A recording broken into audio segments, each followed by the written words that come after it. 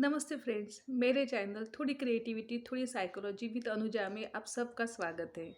आपके पास में बहुत सारे नेट के कपड़े होंगे जो बचे हुए हैं। कभी कभी हम किसी ड्रेस को या स्लीव्स को लगाने के लिए लाते हैं और वो वैसे ही बच जाते हैं। और कुछ टूटी हुई चूड़ियाँ रहती है या कुछ बेकार चूड़ियाँ रहती है जो डल हो चुकी है। और कुछ बिंदी के पैकेट रहते हैं। तो आज हम क्रिएटिविटी में देखेंगे कि इन सब चीज़ों को इस्तेमाल कैसे करें। ये मेरे पास रखा हुआ एक नेट का कपड़ा है, छोटा सा ऐसे। और मेरे पास दो कलर के अलग अलग कलर के टुकड़े बचे हुए हैं। और ये कांच की चूड़ियाँ है जो थोड़ी सी डल हो चुकी है, जिसे अब मैं पहनती नहीं हूँ पर फेंकना भी नहीं चाहती। तो हम इस चूड़ियों को क्या करेंगे, इस नेट के कपड़े के बीच में रखेंगे और हम इसे इस तरह से बांध देंगे यहाँ पर। तो ये इस तरह से बन जाएगा। तो अब हम पहले इसे बांध देते हैं।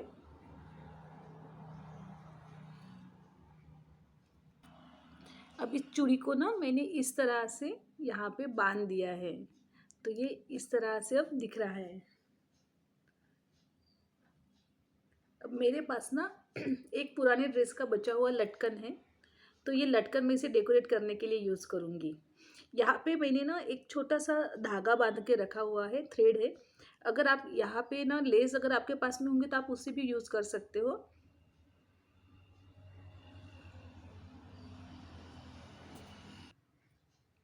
अब इस लटकन को ना मैंने यहाँ पे स्टिच कर दिया है।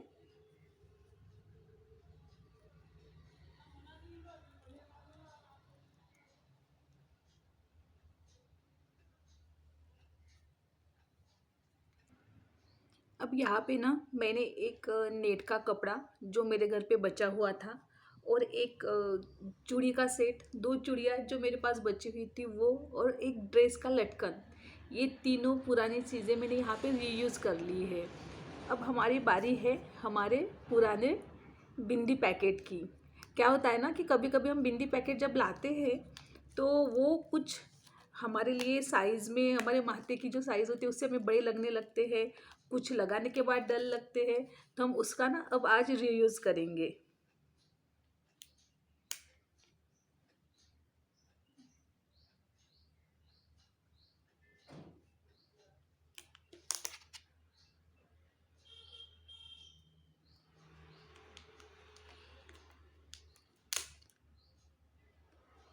तो ये जो बिंदियाँ होती है ना, ये आपको जिस तरह से लगानी है, जिस डिज़ाइन में आप लगा सकते हो। क्या होता है ना, कई बार हम ऐसे इसमें ना मोती या कोई स्टोन होते हैं उसे यूज़ कर लेते हैं। तो हमारी जो बिंदियाँ होती है ना जो स्टोन की है, हम उसे भी इस तरह से ना यूज़ कर सकते हैं। और इस तरह से बन गया एक हमारा प्यारा सा शो पीस, जो हम हमारे दरवाजे पे भी लगा सकते हैं, हमारे मंदिर पे लगा सकते हैं। और इसको पीछे से ना मैंने एक थ्रेड जॉइन कर लिया है। तो ये हम ना कहीं पे भी आराम से लटका सकते हैं। तो अगर आपके पास में पुरानी चूड़ियाँ है, बिंदी पैकेट है, नेट के कपड़े हैं, तो प्लीज़ उसे मत फेंकिए, आप उसे आराम से रीयूज़ कर सकते हैं। अब देखते हैं साइकोलॉजी। मोबाइल तो हम सब यूज़ करते हैं और उसके साइड इफ़ेक्ट भी हमको पता है। पर आपको पता है कि रील्स के भी कुछ साइड इफ़ेक्ट होते हैं। हम कितने शौक से रील्स देखते हैं, शॉर्ट्स देखते हैं, हमारे बच्चे भी देखते हैं। और इसका कितना गहरा असर हमारी मेमोरी पर और हमारे बच्चों की मेमोरी पर होता है, ये आज हम देखेंगे। सबसे पहले हम ये देखते हैं कि रील्स देखने से चीज़ें याद रखने पर असर होता है क्या? हाँ, बिल्कुल होता है। रील जब हम देखते हैं तो वो बहुत तेज़ी से हमारे सामने से जाता है। तो उससे क्या होता है ना कि हमारे मेमोरी का एक पर्टिकुलर टाइम है जिसे हम शॉर्ट टर्म मेमोरी कहते हैं। कोई भी इन्फॉर्मेशन हमारे ब्रेन में जब स्टोर होती है तो पहले वो शॉर्ट टर्म मेमोरी में जाएगी, उसके बाद में वो लॉन्ग टर्म मेमोरी में जाती है। तो लॉन्ग टर्म मेमोरी में जो चीज़ें जाती है वो लाइफ टाइम हमें याद रहती है। पर पहले जो चीज़ें शॉर्ट टर्म मेमोरी में जाती हैं उसका टाइम होता है 15 से 30 सेकंड का। अगर इस टाइम में हमारे ब्रेन में इंफॉर्मेशन अच्छे से स्टोर हो रही है तो ही हम हमारी वो इन्फॉर्मेशन वो शॉर्ट टर्म मेमोरी से लॉन्ग टर्म मेमोरी में जाएंगी। तो रील्स में देखते वक्त क्या होता है ना कि इसका टाइम बहुत कम होता है, इतना ज़्यादा शॉर्ट होता है कि बच्चे जब ये रील्स देखते हैं तो 15 से 30 सेकंड का ये जो शॉर्ट टर्म मेमोरी का टाइम है ये वो बच्चे कवर नहीं कर पाते हैं, ना ही हम छोटे ना हम बड़े। तो उस वजह से क्या होता है ना कि इतनी जल्दी चीज़ें फटाफट आगे जाने की वजह से बच्चों के ब्रेन पर ना एक तरह से ट्रेस आ जाता है।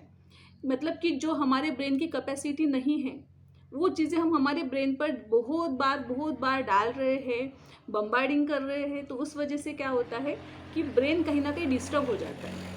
अब ये ब्रेन कहाँ डिस्टर्ब हो रहा है और कैसे डिस्टर्ब हो रहा है अब हम ये देखेंगे। बच्चे जब रील्स देखते हैं तो क्या होता है ना कि मेमोरी के जो टास्क होते हैं, मतलब उनके ब्रेन के एक एक चीज़ स्टोर करने का जो एक एक पार्ट होता है वो थोड़ा टेक्निकल पार्ट है। अगर वो आपको बताऊंगी तो थोड़ा वीडियो लंबा हो जाएगा, इसलिए सिंपल लैंग्वेज में बताती हूँ कि हमारे ब्रेन में एक एक जो पार्ट होता है उसके कुछ ना कुछ काम होते हैं, उनके टास्क होते हैं, तो वो पूरा जो सिस्टम है ना वो डिस्टर्ब हो जाता है। और उसके बाद में क्या होता है कि बच्चे हाइपर एक्टिव हो जाते हैं, मतलब एक जगह पे कंटिन्यू बैठ नहीं पाते, पेशेंस नहीं रख पाते, गुस्सा बहुत जल्दी आता है, मूड चेंज होता है, क्योंकि वो देखते वक्त तो वही देख रहे हैं कि एक वीडियो आ रहा है इमोशनल, एक वीडियो आ रहा है उनके सामने कॉमेडी, एक वीडियो आ रहा है फाइटिंग वाला। मतलब क्या हो रहा है कि चीज़ें बार बार चेंज हो रही हैं, तो बच्चे एक ही इमोशंस पर अच्छे से सेटल नहीं हो पा रहे हैं। ज़्यादातर बच्चे सपने में जो देखते हैं तो ऐसी चीज़ें देखते हैं जो उन्होंने दिन भर में फील की हुई हो, जे जो या उन्होंने जी हुई है। और बच्चे अगर कंटिन्यूस रील्स देख रहे हैं तो वो रील्स की दुनिया में ही है। मतलब क्या हो रहा है कि बच्चे एक तरह से रियलिटी से दूर जा रहे हैं।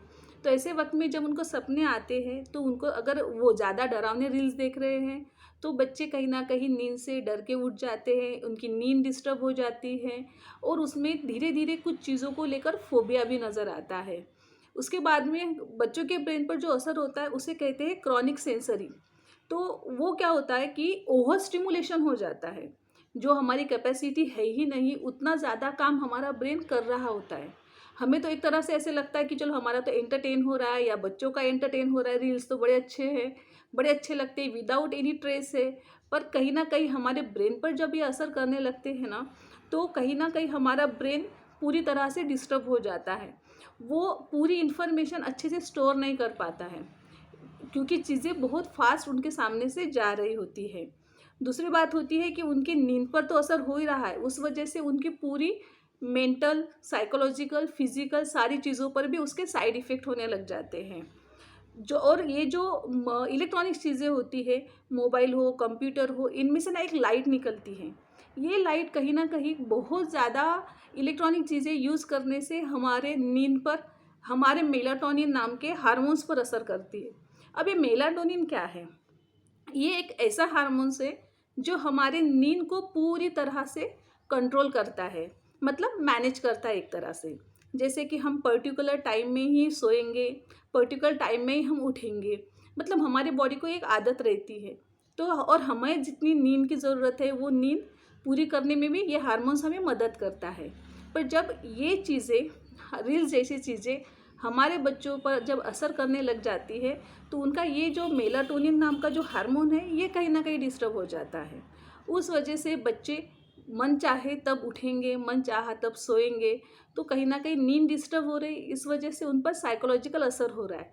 मतलब क्या हो रहा है, तो पढ़ाई जब वो करेंगे तब कंसंट्रेट नहीं कर पा रहे हैं, मूड स्विंग हो रहा है, मतलब बार बार चेंज हो रहा है। क्योंकि रील्स अगर बहुत ज़्यादा देख रहे हैं तो उन्हें यही नहीं पता कि किस चीज़ों पे हमें किस तरह से रिएक्ट करना है या चीज़ों को किस तरह से समझना है।